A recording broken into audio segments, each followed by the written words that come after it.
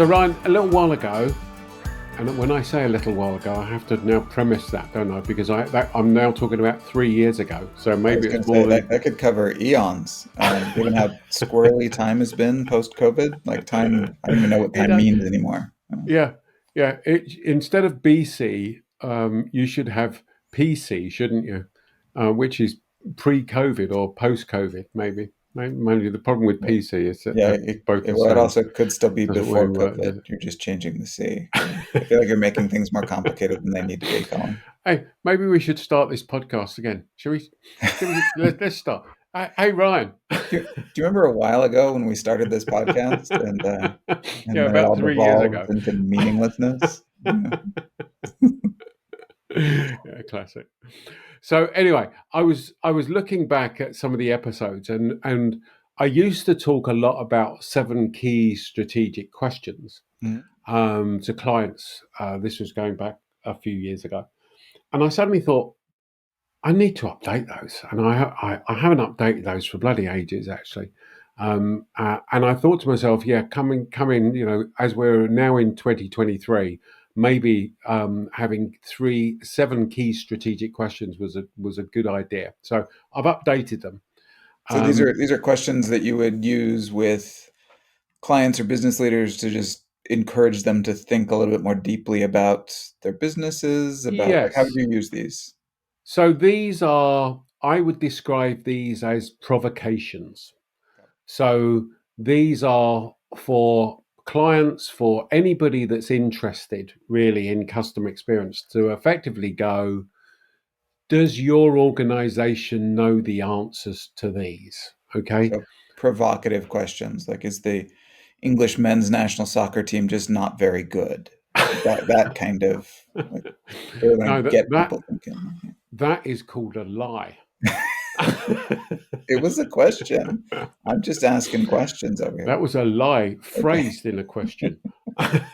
This is good. I like this. So, think we're thinking deeply about stuff. We're Yeah, provoking a we're response. provoking thinking. I love Okay, that. so Yeah, what typically happens when I go through these types of questions is people don't know the answer, right? sure. And that's part of the reason for asking the question, because it then makes people go, I've never even thought about that, and therefore we can talk a bit about why they should think about them. So 7 key questions. Good. A couple of these are old, but I think that they are still relevant. So let's just jump into it, and then we'll talk about it as we go.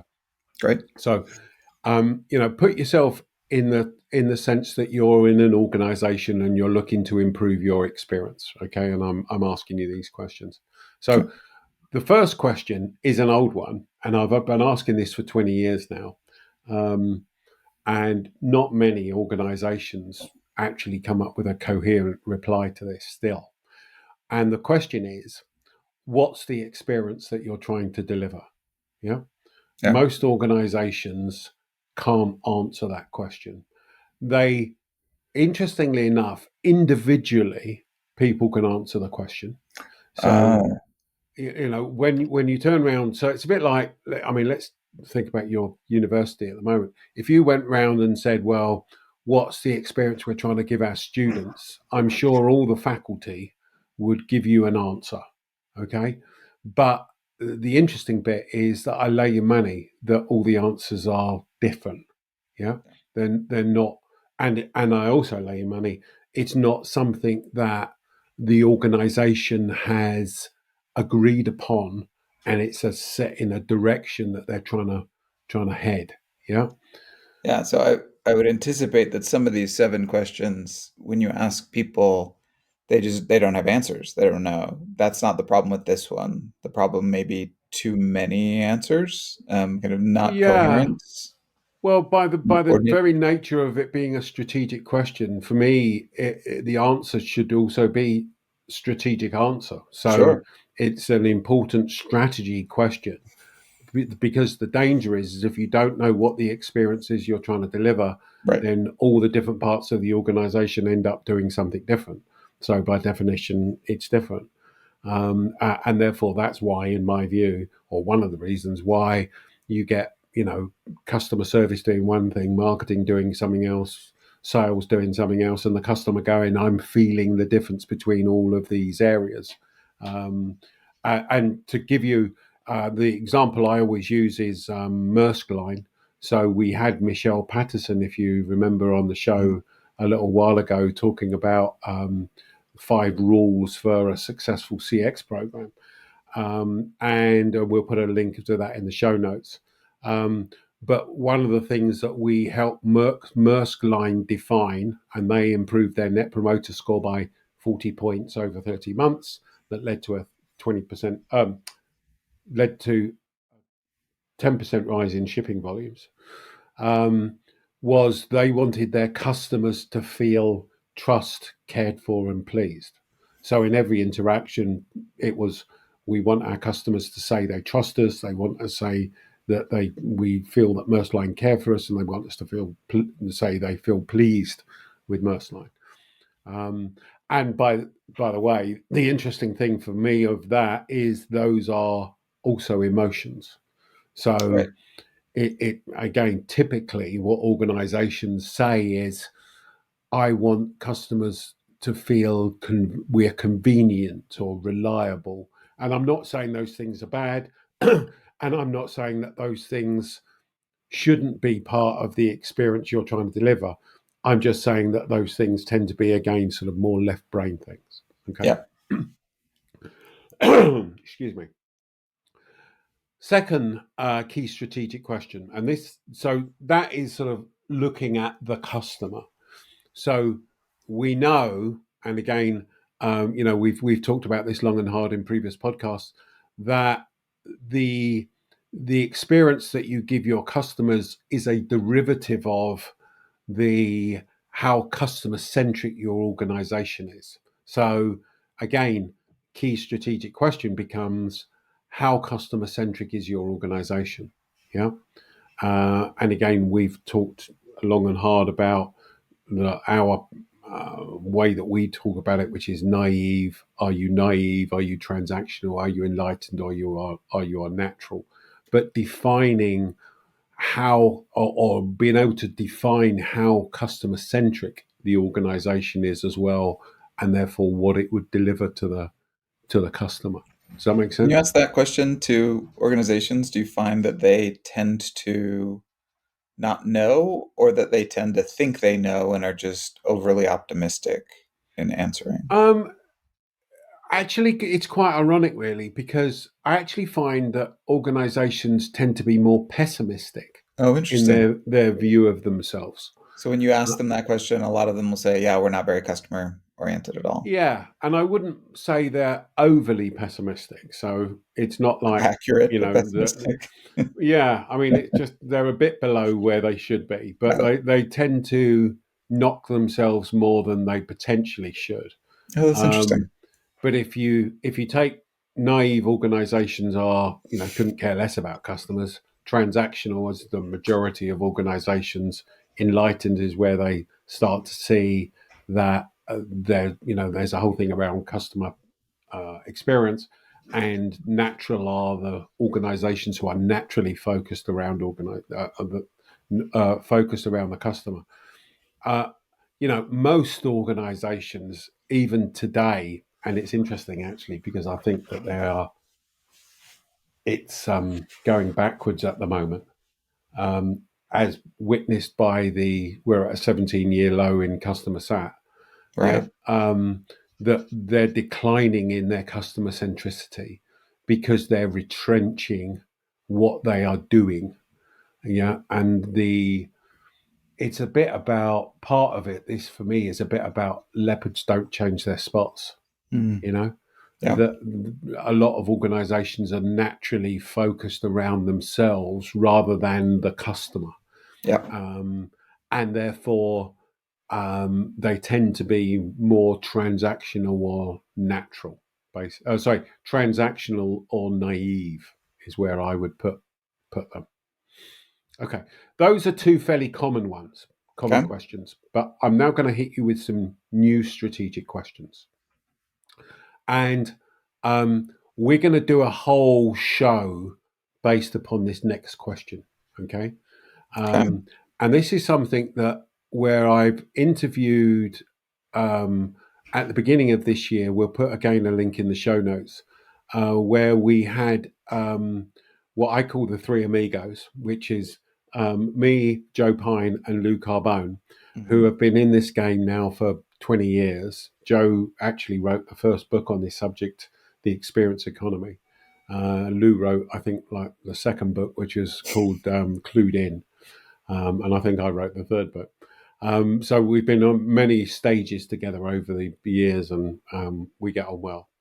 But one of the things that Joe talked about uh, last time I spoke to him was, um, and I phrased this into a question, and the question is, what would customers, how would customers articulate the time they spent with you? So that's the strategic question. How would customers articulate the time they spent with you? And Joe would put it into these three categories, which you and I are going to spend some time debating on another show. He would put it into time well saved, time well spent, or time well invested. Okay. And I guess the nuance here for me is I've always found it different being in what I would call Joe's area, which is so Joe tends to deal much more in experiences, experiential experiences, if you want to Okay. put it that way. So, in other words, like the Disneys, Right. um, Theme like parks, the restaurants. restaurants, yeah, where you can put a bit of Joe calls it theatre, you Yeah. know, but experiential things. Whereas I've always dealt more in the I, I, I'm more practical end, I would call it. In Goods other and words, services kind of stuff. yeah, utilities and Yeah.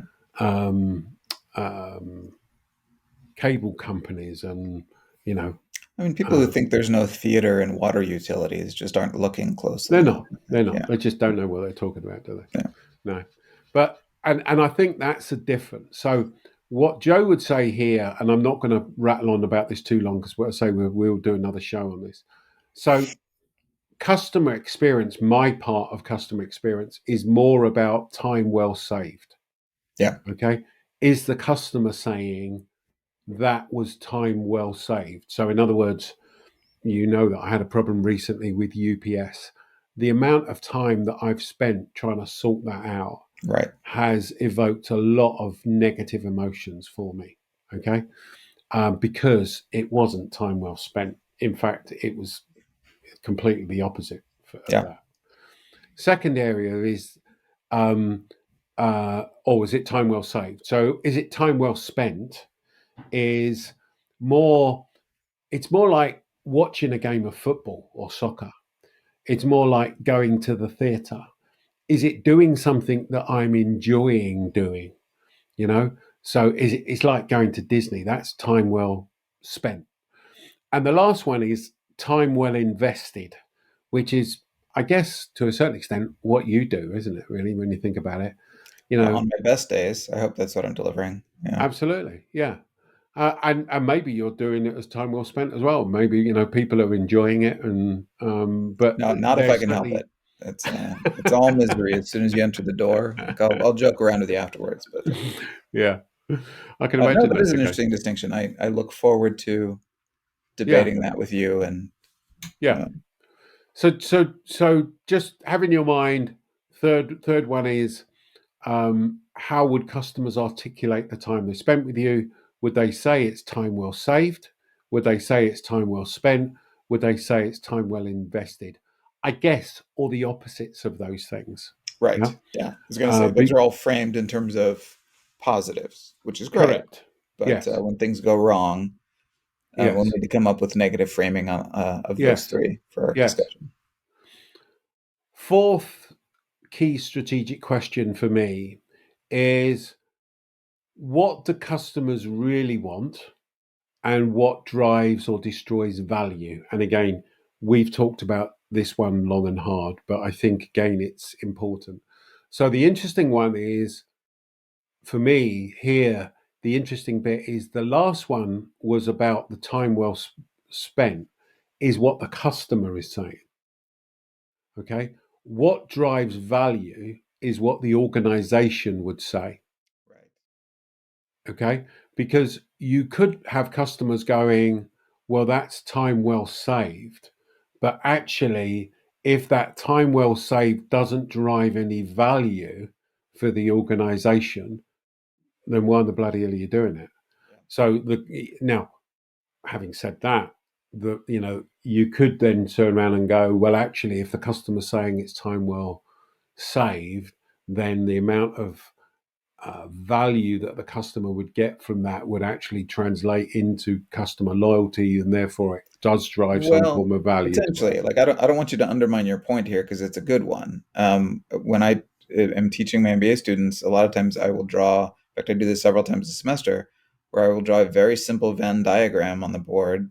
And one of the circles is customer value, in other words, things that the customers want, Yeah, and the other is company value, in other words, things that the company wants. yeah, And then there's that sliver in between where they overlap. And I just emphasize you need to be there. Like it, yes, there are things you can do as a company that kind of give the store away to the customers, which is great. You're going to yes, have very loyal, very happy customers. yes. At the end of the day, though, if it's not driving value to the company, You're not going to be then the around company's very not going to long. be around very long. Yeah, So yeah, I yeah, think it's no, very absolutely. important. And I love that you know have a provocative question on both sides of this because I think that firms need to Yes, examine both sides of that. no, I agree. And again, um, the key issue here is the difference between what customers say that they want and what they actually want. So, again, the example I've used many times on the show, Disney know that people say they'd like to have an option of a salad when they go to a theme park. Disney also know people don't eat salads when they go to theme parks. They eat hot dogs and hamburgers. So there is a difference between what customers tell you that they want and what they actually want. And sometimes they know themselves that they're effectively, I was just about to say lying. I won't say lying. I'll say misleading you. Yeah. For whatever Misunderstood, reasons. yeah. Yes, Misunderstanding they are. themselves. Yeah, Yes. Or they just don't realize what's actually driving yeah, value themselves. So, I mean, a construction company, a construction equipment company we used, one of the, not we used, that sounds like we're in the construction industry. I'm not. Um, when they were selling their construction equipment, typically customers would turn around and say, we want construction equipment that's good value for money, that has right, got a high resale value, the parts are available, blah, blah, blah, blah, blah. Typical things. But what we discovered was that wasn't the case. Those things were important, but they weren't as important as getting the customer to feel that they cared for them as a person, as an right. example. So the key question is, go back to the question, you know, what do your customers really want? Yeah. So don't just show me the classic research that you've done.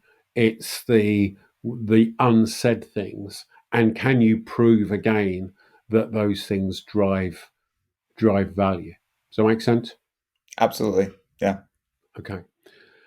Fifth one. Um, and again, this is a new one for me, but an important one. Um, how well do you predict customer behavior? So, how well are you taking those inputs and then predicting what the customer is doing or will do next? Okay. I guess I could extend that one to say, so even if you're predicting it, are you then doing anything with the predictions? Yeah. But I think predicting and providing a proactive experience to customers over the next decade is going to be where that competitive battleground, the next competitive battleground is. Because, and again, we've talked about this on the show before, um, we're already starting to see organizations, Apple do it on my phone. They start to predict. They turn around and go, "Hey, typically you listen to this radio station at this point. Do you want us to put it on? Typically, this is." you're doing this at this point. Do you want us to do that for you? So they're already Right. starting to provide that. When I get in the car, Tuesday evenings and plug my phone in, my Apple Map is able to say, "Oh, are you going to your daughter's ballet studio?" and pull up Yes, the directions for that because that's where I go yes, Tuesday nights and that same yeah. thing. Yeah. In fact, I noticed it when I went into a Starbucks the other day. It had clearly worked out where I was near a Starbucks, and I think it had even pulled up my Starbucks app, if my Mm. memory serves me correctly. And it even took Um, over your car and drove it into the parking spot in front of the Starbucks as you were trying to pull away. And, Correct, yeah. yeah, And in fact, it even drunk a drink for me. that's true. Uh, and apparently it was very nice. I mean, in defense of your iPhone, Colin, being around you is exhausting and sometimes just requires some caffeine. So, Yeah, I could see that happening. Yeah. Number but yeah, no, six. predicting is very Yes. important. I will add to this, and this reflects some of my own bias, and I will own that. Um, the tools that we have for predicting are incredible and powerful and getting more powerful all the time. I am a little bit nervous around the margins, though, when we turn over too much of this prediction to modeling of data and also, especially, to AI processes. I'm always going to be pushing back and encouraging the inclusion of a little bit of theory there as well. So there are essentially a few different ways we have to predict things. One is we have a theory of how something works, and we can predict based off of that. And then models, and then AI is even just one step further. We kind of turn some of that over to math, over to a statistical system. And the danger there, I mean, we all have evidence of how powerful those can be. And I think for a lot of tactical predictions, like predicting where we're going or predicting what song you might like next, those are very, very powerful. What makes me nervous is we might be like handing over the reins to a system that we don't fully understand and can't fully make use of when the environment changes. So your model is only going to be good as past behavior that Yeah. feeds the model. And so if we're in a dynamic system where things are changing, we might not be very responsive in that way, unless we also have some kind of theoretical understanding of what our customer So are you values, what they are find you important. saying are you saying that that is are you saying that because of the lack of understanding of behavioral science, or why are you saying that? Yeah, so there are a couple of ways you can go about building your model if you're going to use this kind of predictive analytics stuff. Yeah. And some of it is purely discovery based. So these are machine Yeah. learning techniques where it's like Yeah. we have no idea what the connections are between things. Go and find Yeah. something. Yeah. And again, those can be incredibly powerful, and they Yeah. can result in real, genuine insights, which Yeah. is great. But they can also be machine learning and AI can be kind of black box systems where it's Sure. producing outcome that's useful, but we don't know why. We don't know what's Right. driving that. And as long as the system is static, should be fine. But when things start shifting and we need to now adjust and figure out where we're going to go next, or we want to Sure. introduce a new product, for example, Sure. um, those systems can inhibit us a little bit Sure. unless we've got a strategic understanding of Yes. what our customers want, what's driving their decision making. And so I encourage a marrying of both, which is I think Yes. your definition of customer science is Yes. combining kind of the theory, Yes. behavioral science side with the Yes. AI and statistical side. So I guess it Yes. was a long way of coming around to saying that I agree with you. It's such a painful thing for me to admit that I agree with you that I kind of have to take a 2,000 word tangent in order to get there. But that's where we are, Colin. Well, not only have you taken a 2,000 word tangent to get there, but you've actually virtually told me the strategic question six, Oh, well, which there you is go. how well are you embracing the new wave of customer science? I mean, that's fine. Can you rephrase that question in 2,000 words or more? No, mate, I'm not in academia, so I'm not used to doing that. I'm You used need to coming up defending with my sort of job. more punchy, Yeah. salient Nobody wants that, pieces. Colin. Nobody wants it. I'll get back to you with a book chapter. But let's build on that. Let's build on that because that is the sixth strategic question. So let me just answer that, and we'll dive into that in a bit more detail. How well are you embracing the new wave of customer science? Again, we'll put links in the show notes for people who haven't heard of this whole area of customer science. But it customer science for me is the fusion of data, AI, and behavioral science. So I guess it's looking at what you were just saying, really, Ryan, isn't it? Yeah. Which is so what I'm seeing a lot of is people looking at data. And in fact, we recorded the podcast the other day, didn't we? About because then you're getting into an interesting question about, well, what data? Because if Yeah. you're only looking at your database, then that's a big mistake. But or are you taking it to a much wider context of pulling in data from different data sources, etc., etc. So data, AI, and the danger is you're only looking at those two, and you're not doing that behavioral science part, which basically is the interpretation of what's happening and why that's happening.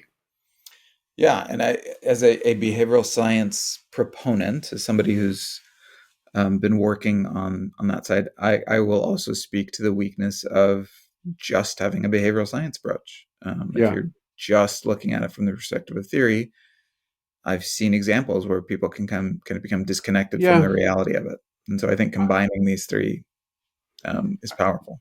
But as you were talking, And talking and talking. Go and ahead. talking, yeah, and I was falling asleep, and I was thinking, what the hell is you talking about?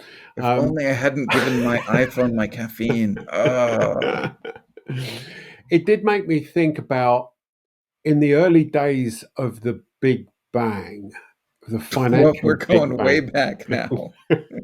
No, I'm talking about the finance Big Bang, and I think Oh, this only happened in the UK actually. So the in about first the 80s, milliseconds of the creation of the universe. All right, go ahead. Tie that back into customer science. Colin. I'm listening. so in the early days, well, in the 1980s, there was a financial Big Bang in the UK, which basically was the name given to the deregulation of the financial authorities. Okay. Okay.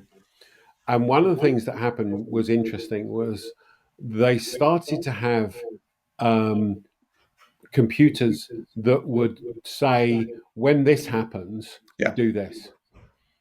And then they entered into some choppy waters, and the footsie, I think, went down dramatically.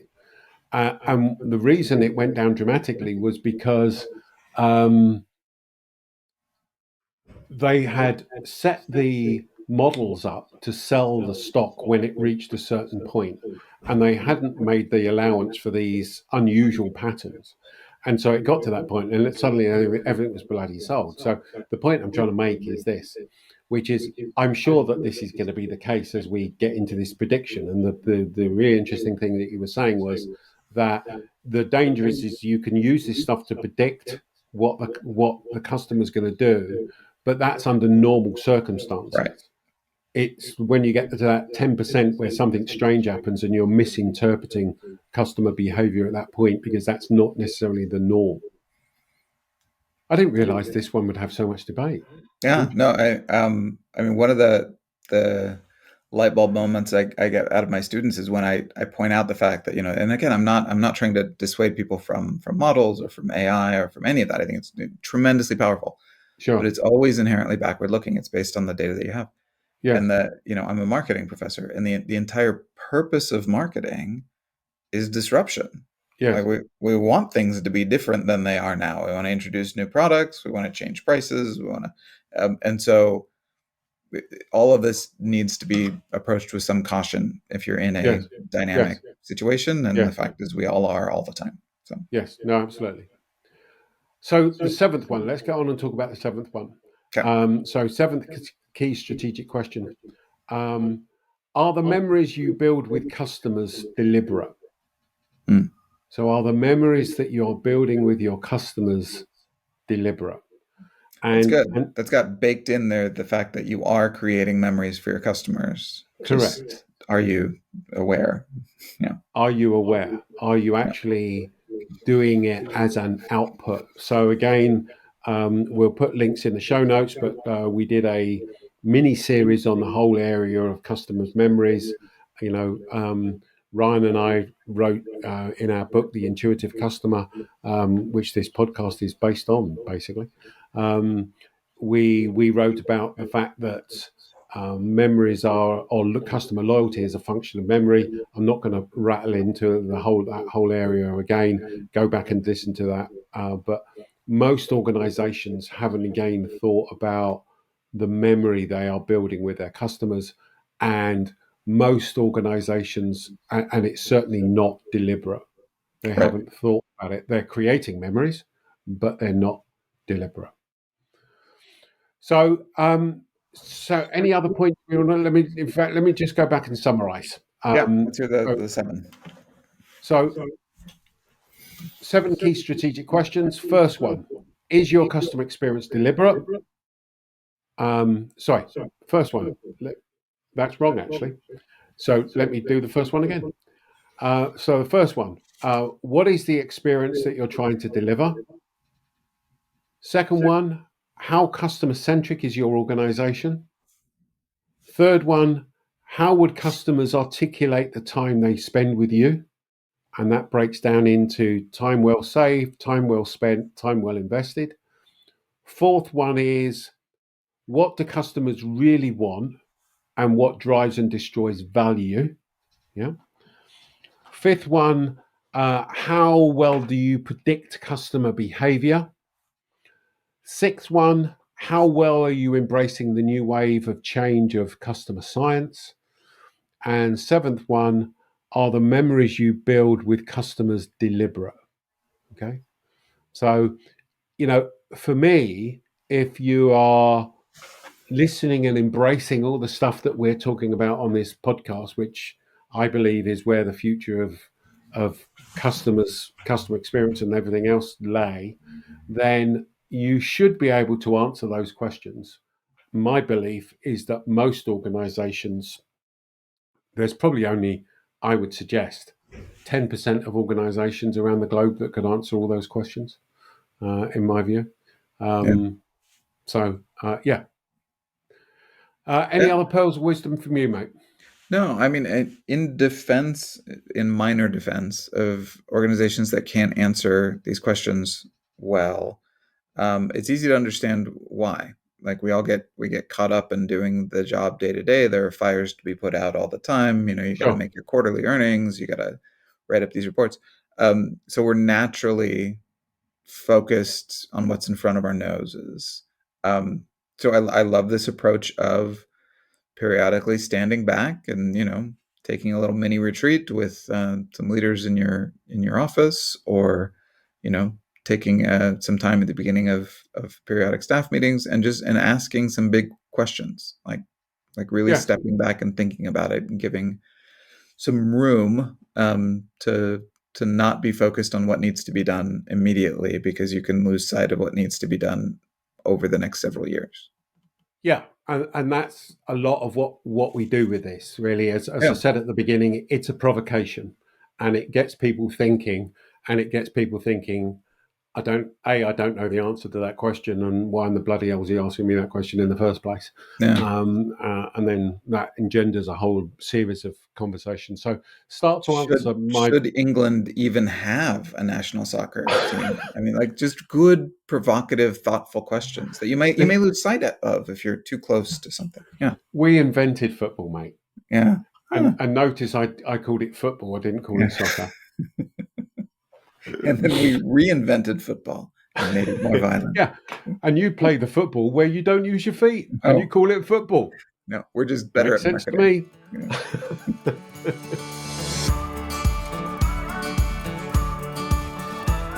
Thanks so much for watching, and if you enjoyed this video, please make sure you subscribe so you don't miss an episode.